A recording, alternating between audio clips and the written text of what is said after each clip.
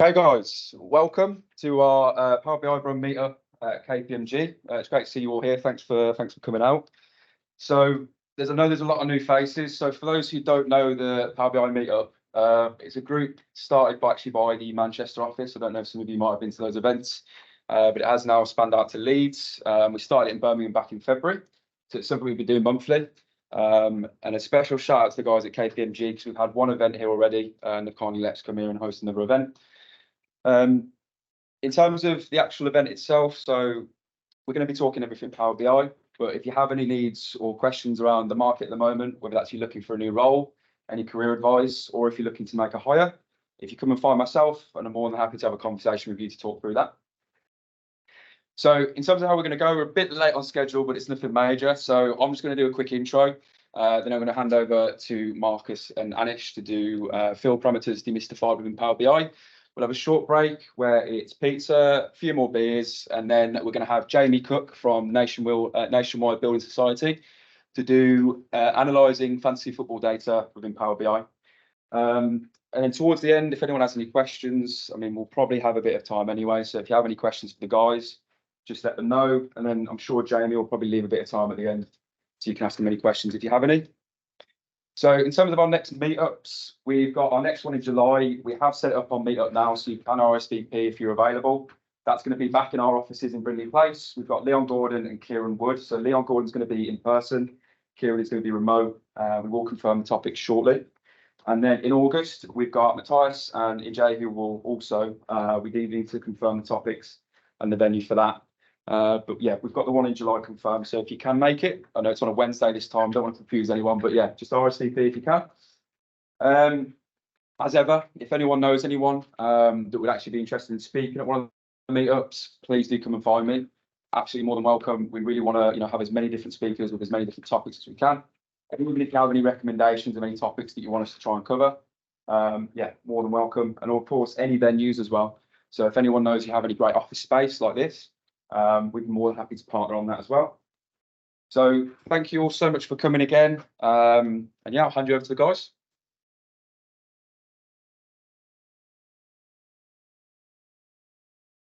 Everyone hear us? Yeah. Well, mine's not even on yet. It's fine. Yeah. Test. Good. Hey guys, welcome to KPMG. So before I start, I just want to rattle off some quick fire precautions, just because I have to, so that we can use the room. So we're not expecting a fire alarm. If you hear a fire alarm, it's a real fire alarm. So the evacuation point, the assembly point is Cathedral Square for everybody. There are dispersal plans in the lift and the lobbies, so we'll just ask, I'm sure there will be people to guide you down if that does happen. If you have any disability or mobility injury things that we need to be aware of, please do make us aware of that at some point so that we can offer assistance if need be. There's a first aid room on the 11th floor, and if that becomes necessary, we will let somebody know and they'll come and help us. So with that out of the way, I'm very glad we can have you here to talk about field parameters tonight. Just a little bit of an intro about us before we get into the actual meat and potatoes of today. Anish and I both work on Lighthouse. Our senior manager is Rich at the back there. Lighthouse is KPMG's data team. We work with KPMG's global data network. We're based all over the UK. The three of us are based in Manchester. We've come down today just to give you this talk.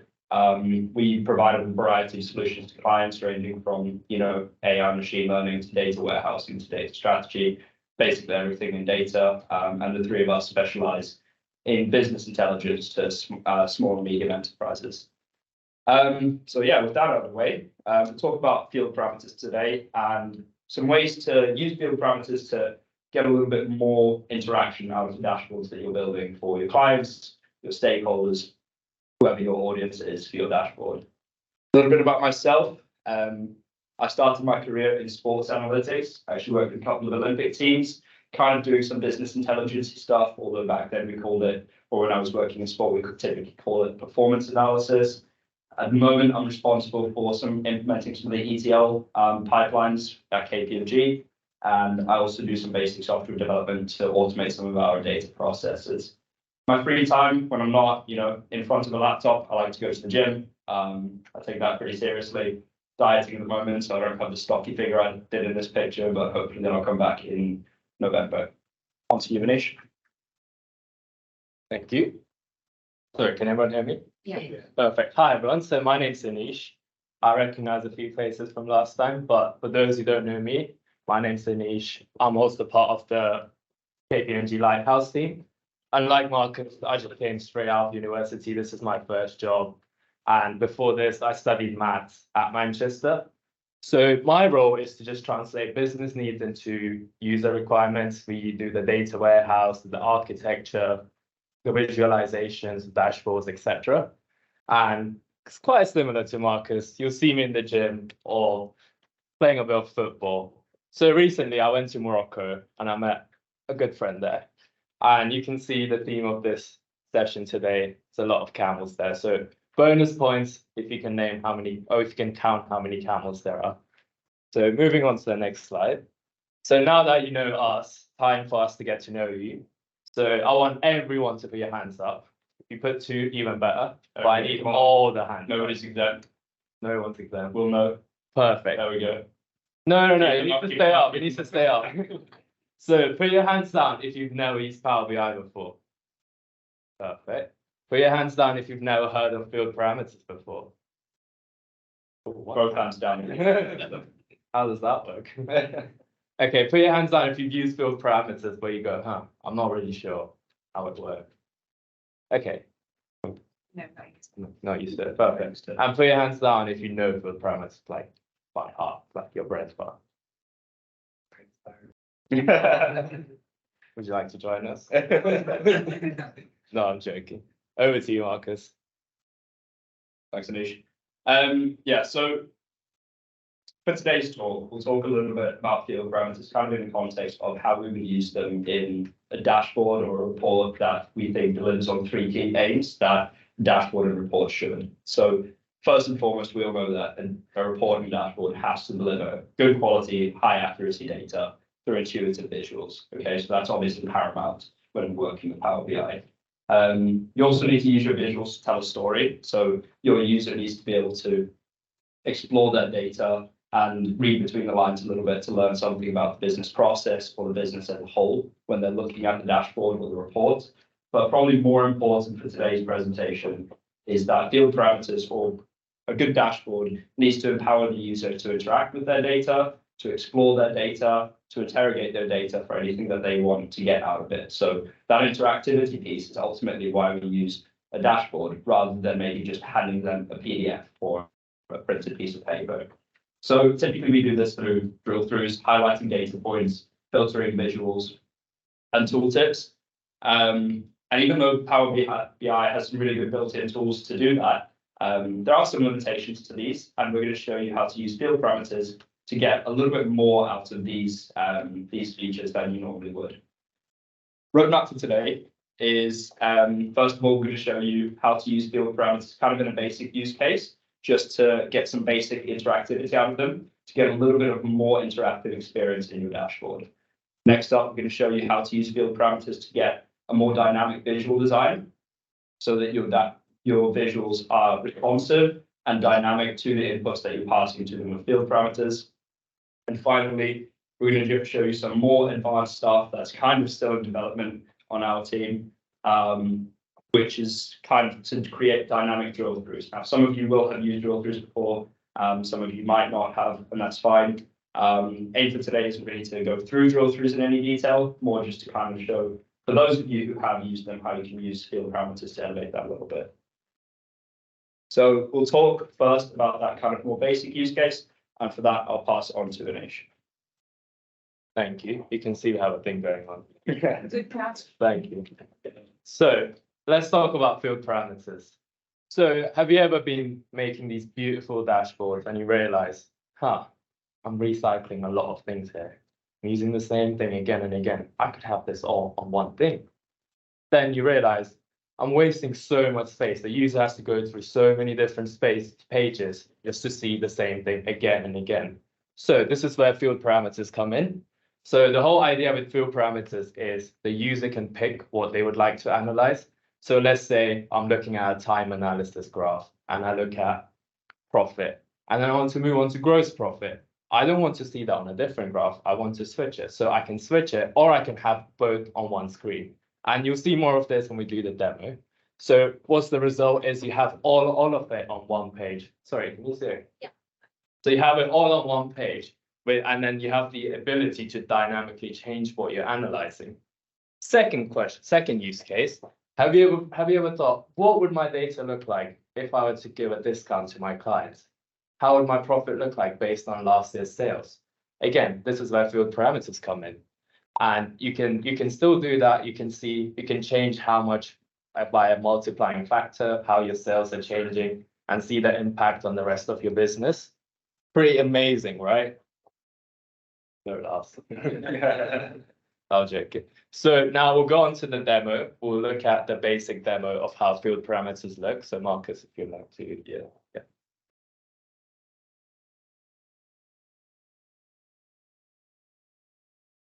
Can everybody see this over my head? Yeah. Oh, sorry. Just testing. Okay, so to show field parameters, thought it would be a good idea to show it how we used it in a client scenario. So this is what we made for a retail client, and they had a lot of Excel data and they had no view of how the business was doing. So we decided to do the data warehouse and the visualizations. So we have the basics like the exec summary, all the KPIs, the store analysis, etc. So for this demonstration purpose, we're going to go onto the store comparison page. So now, as you can see, we have the I would like to analyze page. We don't want everything on one page. We want the user to find out whatever they would like to see. So if you click on the drop-down menu, you can see the different options. So let's say if you click on total revenue, now we have the total revenue and the gross profit, all of it on one page. Now, let's say if I don't want the gross profit, I can just get rid of it. So all of it is in the user's hand. So now that we know how it works, let's go back onto the dashboard on the Power BI and see how it's made. So here we're using a data for a camel riding company in Morocco. And there's been a few incidents. The camels are not behaving. So we have some data captured about incidents, injuries, etc. So to create field parameters, the first step is to enable it, because it is a preview feature at the moment. So we have to make sure it's enabled. So we go on File, and we go on to Settings, and we go on Options. And then there'll be a Preview Features tab on the left. And then if you can see, there's a field parameters option there. Just make sure it's ticked. Otherwise, you won't be able to create any field parameters. So once you've ticked it, let's just hit OK, and then we're onto it. So to create one, we go on to Modeling, and then there'll be an option called New Parameter there. So we click on it, and then there's two options. So for now, we'll go with Fields. So if you hit Fields, so now the name is whatever you would like to call the field parameter. Then we have, so we'll call it Demo. Then if you see the Add and Reorder fields, that's where you add your Power BI measures. So those will be the ones that would appear. So as we had it before, where we had the total revenue, the gross profit, we would add stuff like that here. So just for this one, Marcus will add a few of them.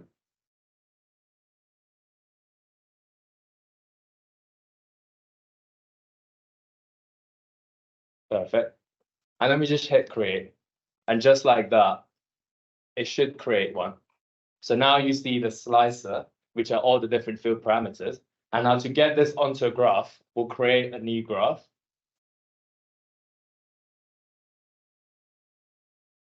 Just make a bar graph. We'll make a bar graph, and we'll drag, instead of dragging the individual measures, we'll drag the field parameters onto it. And put it on the white. And then we'll just add something like over time. Let's just do year. Perfect. And then we just pick whichever one we'd like to see. So now, no, as you can see, you saw all of them there. This is one of the things that we'll get onto, but Power BI, if nothing's selected, it selects everything.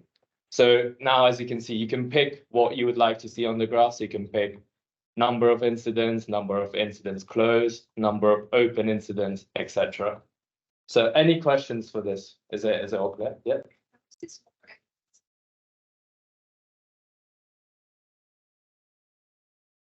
Good question. Marcus? I don't know the answer. I guess it comes down to preference if you know a better way to do this. For us, in our practice, it's just quite streamlined, and that's typically why we use it.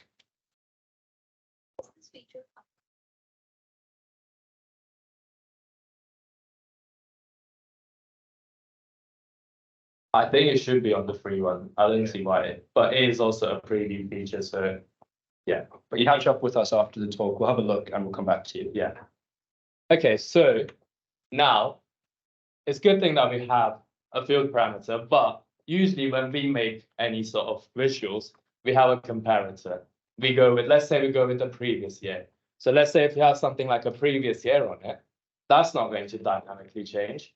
We're going to have to, we'll see a static previous year, but we will see a dynamic field parameter. So to combat this, we have two different ways. So first one is on the sales dashboard that we saw before.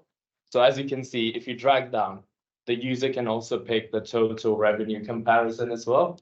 So that's one way of doing it. It's not as dynamic, but it allows one way of doing the comparison. The other way is how we've done it recently in our recent projects, is where we build a measure that looks at what the field parameter selects. So for example, here, the measure would say, oh, the field parameter selected number of incidents, and then it will return the previous year based on that. So if we just look at the code, that might help explain it a bit better.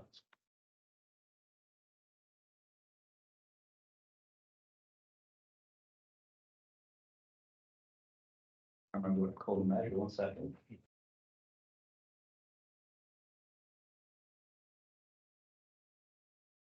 Yeah, so if you see on the code, you might have to zoom in there.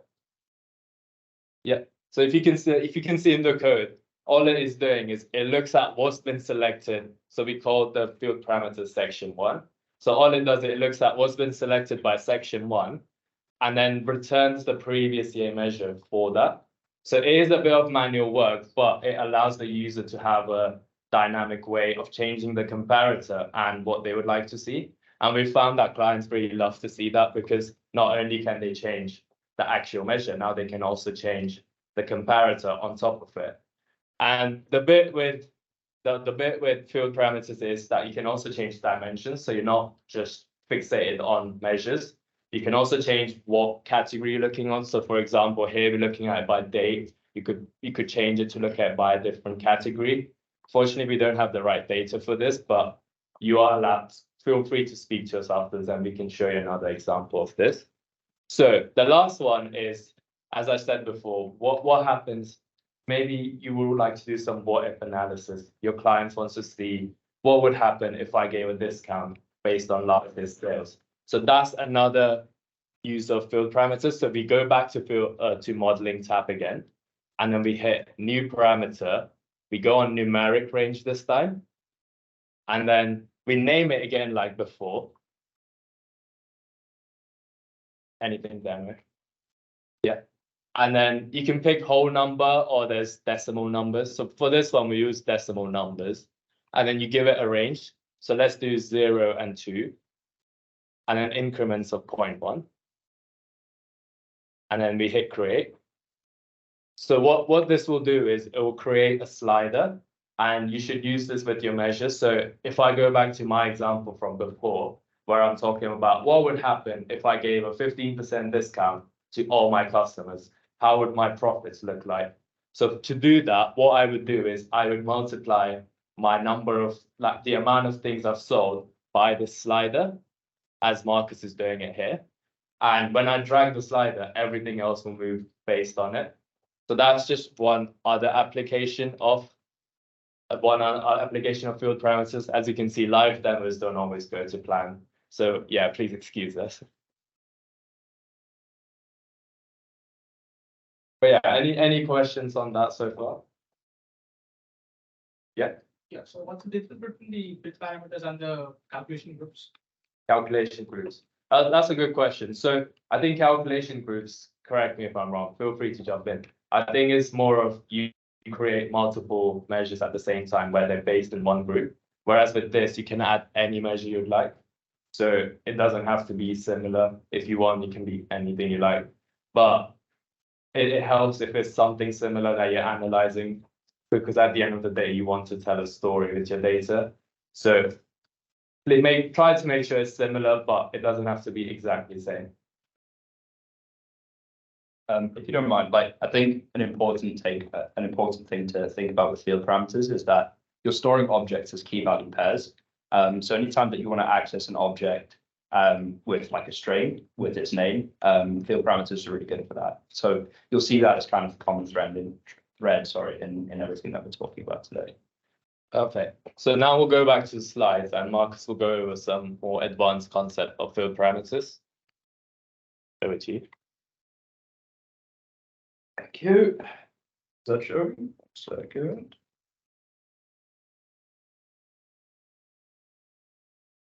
Yeah. So thanks, Anish. So we've shown you now how I hope you guys can see how you can use field parameters in that way a little bit creatively to basically make one dashboard act as many different dashboards, right? You can put a lot more information into one visual than just one measure or one KPI by being creative with what's on the x-axis, what's on the y-axis, and what the actual value is on the visual. You can actually put quite a lot of content into one dashboard. So you've now kind of tied yourself into a good problem to have, right? You've given the user access to all this information in one dashboard, but you still want to guarantee them this journey from their dashboard through the drill through level all the way to the most granular level of the data. You still want your user to be able to explore the data by clicking through, drilling through, interacting with the data that you've given them.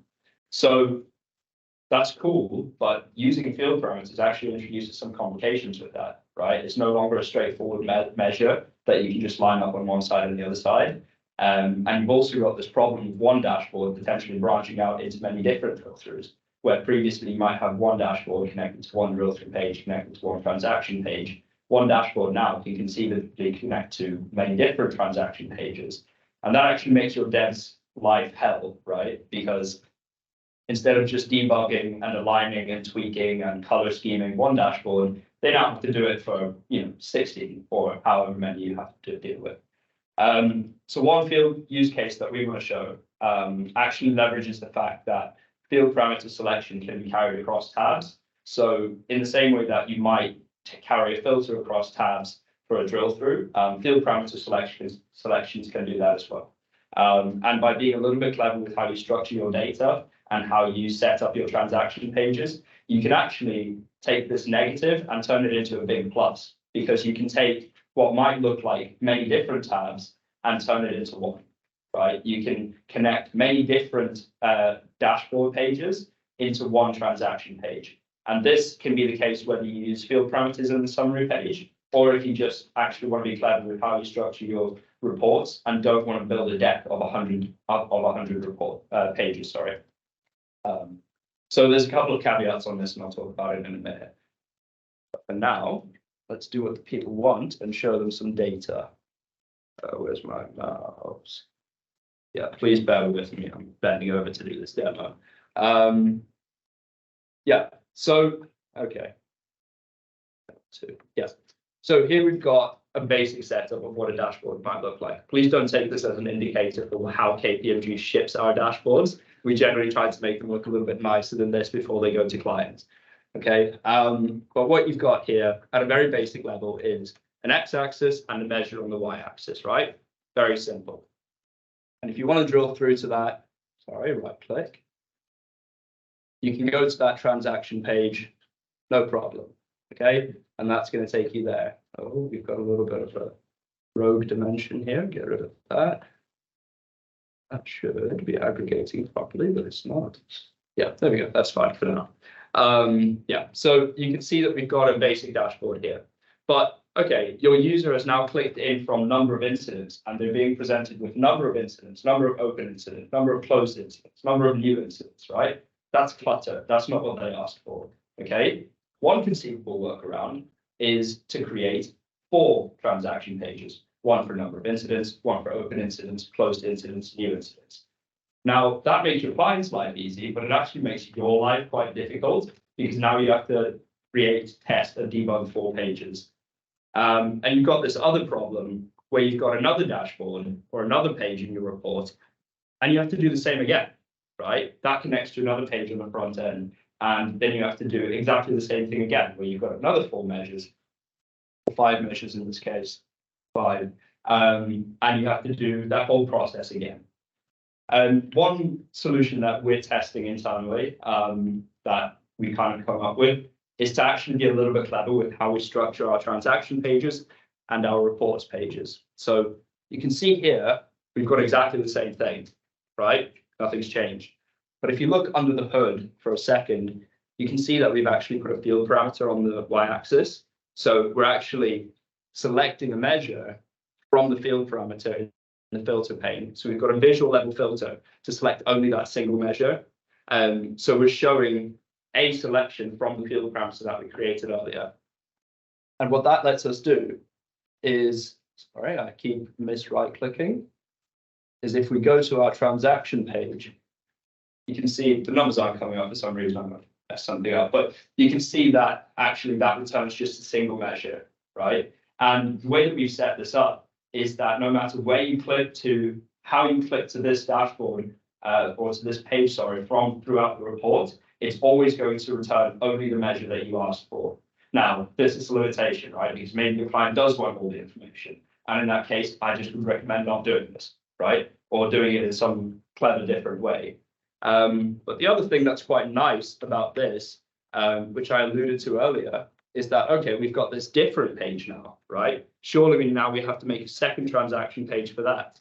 And well, actually, we really don't, right? Because if we click to there from here, we're still going to get valid data, right? So even though we're clicking to the same transaction page from 2 completely different sets of measures, from 2 completely different dashboard pages, we've only had to make 1 transaction page. And actually, without all the clutter of all the different measures in that transaction page, it's nice, right? It's not visibly nice, but you can see how somebody who's a little bit better at designing than I am might be able to do this justice. They've got a lot of white space to play with. They've got a very sleek and narrow and intuitive table to look at. And so that's one really nice, kind of advanced, but also kind of approachable use case for field parameters. Now, I would say that there's a couple of caveats on this, okay? Probably the most important one is your data model.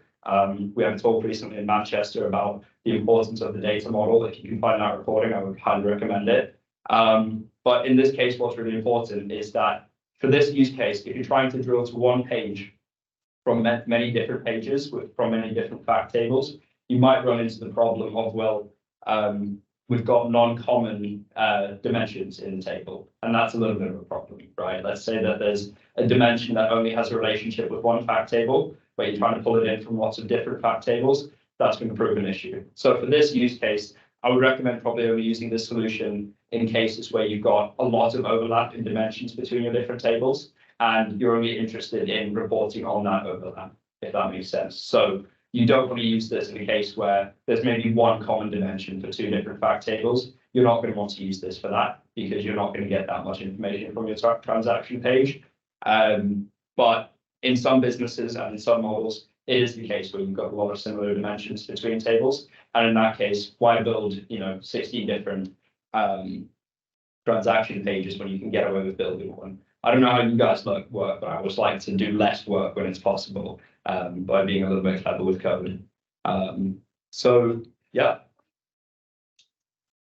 Yeah, so this we typically will use Kimball modeling, so star schemas. So you'll have a fact table which will have all your business facts, so if there's something that you want to report on, so let's say in this case an injury, that will go into your fact table, but everything about the fact, so let's say for example who it happened to, where it happened, what date it would have happened, that might go into a peripheral dimension table which has a relationship. Okay, so if you want more information about this, I would recommend looking into star schemas and Kimball data modeling.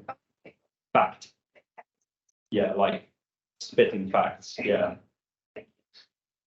Okay. before I hand back over to Anish for some final thoughts on limitations, do we have any more questions on this?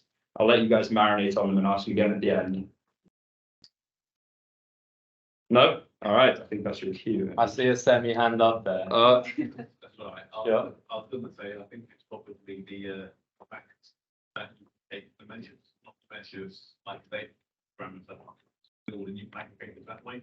If the user switching the value to do the drop down, and then the actual parameter the other way to generate savings to reflect the value, but you can't just switch it the other way. So if you take the date and you have the authentications, Yeah, that's the bit that that's, yeah, parameter of offering that you can't. And then if you think that with another parameter in the middle of the function you can do, then you've got more functionality. right, yeah. We'll catch up with you about that afterwards. Oh, no, that's fine. Yeah. But I think that's actually what's different is the measures you can do for generating theories, you can't do the other way. Right, yeah, yeah. Yeah, just to note that this is something that we recently found. So if you have ideas to build on Yeah. it, please do reach out to us because we'd love to build on this. And actually, it's kind of tangential to a problem that we're working on internally, so open to any solutions. Perfect. So before we wrap up, we're just going to go over limitations. We have the sad camel there because as like everything has a limitation. So this is a preview feature. So AI visuals and Q&A aren't supported just yet. It might be in the future, but I'm not sure what plans Power BI has just yet. The next one is, as you saw at the start, there's no way to select none. So by default, something will be selected when you load your reports or your dashboards, etc. You can select more than one, but something will be selected. You can't just have a blank canvas there. And the last one is you can't use implicit measures. So what I mean by implicit is when Power BI sums something up for you rather than you doing it in DAX. And yeah, that's all the limitations that we've found so far. There might be a few more that might be available, but these are the ones that we found out. And yeah, that's all we have for today. Please let us know if you have any questions or if you would like to see any of the sales dashboards or any dashboards we've used, please do come up as well. Thank you. And also, sorry, just before, as a note, I'm conscious that I didn't actually go over the, like you said, the code for that measure that spits things out. If anybody wants that, I can go over through it quickly, but I'm conscious that it might not attract everybody in the audience, so happy to just go over that afterwards, if you'd like. Yeah, okay, some curious people. Sorry, that's didn't plan to do that, but totally slipped my mind. That's how life is going, right? For the transaction. Yeah, so it's actually it's a little bit complicated, but in broad terms, you can see that there's two switches there. So what you can see at the bottom is just a measure to return one of the two switches, and then one of the two switches will return the measure that we've asked for. So at a basic level, right, what we're doing here is we're just deciding we've got these two field parameters set up across two different dashboards. They're scattered across the different graphs, and those will check which measure we selected from the different graphs. Now, there's another level above that, which needs to check which graph we've actually selected from and whether we've selected from more than one graph and from more than one switch. Because if we do that, it's going to break, basically. So at the very top, you can just see another measure up there, which just selects between two graphs and serves us only one and exactly one measure, if that makes sense. It's a very quick overview. I'm happy to go into any more detail if there's any questions. Yeah, cool. Any questions in general about the whole thing? Yep. Nice comment, really. The field parameters, it just creates a DAX table, and you can edit that table. Sorry, say that. So the DAX, when you create the field parameter, all it does that, what it creates is a DAX table. You can edit that, and you can add things to it, and you can build hierarchies.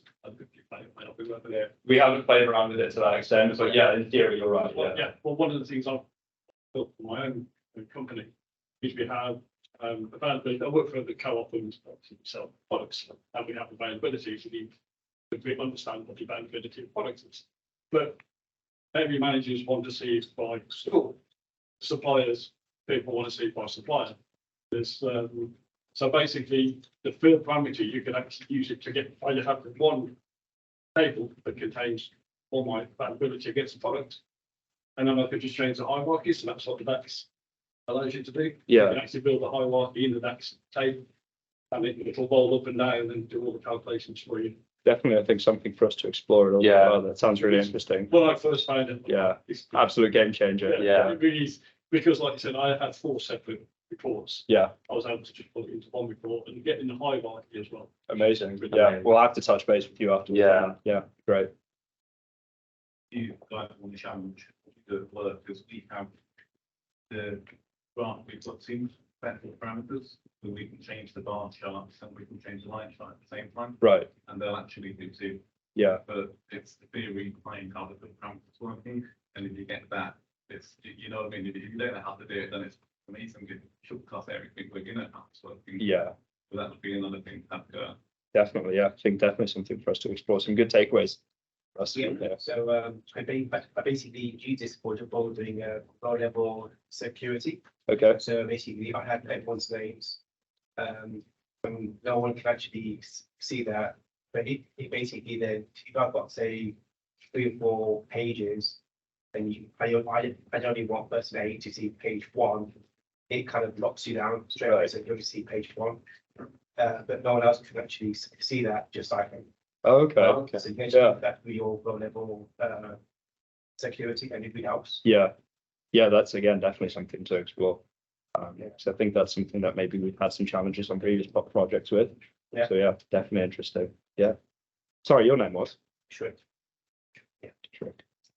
Still basically translate, because we still can't use bookmarks. Mhm. And that will obviously really change a lot, because if you can actually put through the bookmark and the parameter code, Yeah. that will. Well, that's actually something that we would, A lot of things. because we were trying to solve one of the problems for this demo today, and it's something that we just didn't have time to explore. Yeah. Interesting. Just a quick comment. Um, you focused on measures that you can use for parameters. No, you're right. Yeah. Yeah. Where we use. uh, Looking at all the different charts on the page by different levels, so we've got a region, we've got a county, an individual, you can switch everything by a column that has something like that. Yes, that's it's something we've played around with a little bit, but something that typically like we will use it for measures, and I think that's maybe why we focused on that. But yeah, you're totally right. You can parameterize a lot of different things using field parameters. Yeah, good point.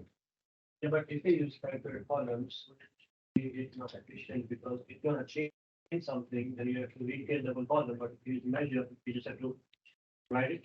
It depends what you're doing. What I mean using columns is just changing the axis of the chart. So you can dynamically change the axis based on that selection. If you're looking at a chart like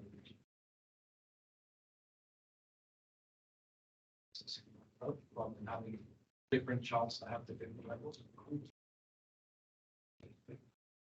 had another comment over here. Keep throwing the presentation. You missed it earlier. Too sharp. We practiced this to death, Spec, so yeah. Sorry, was that a hand up? No. Good. Right then, round of applause for all. Thank you.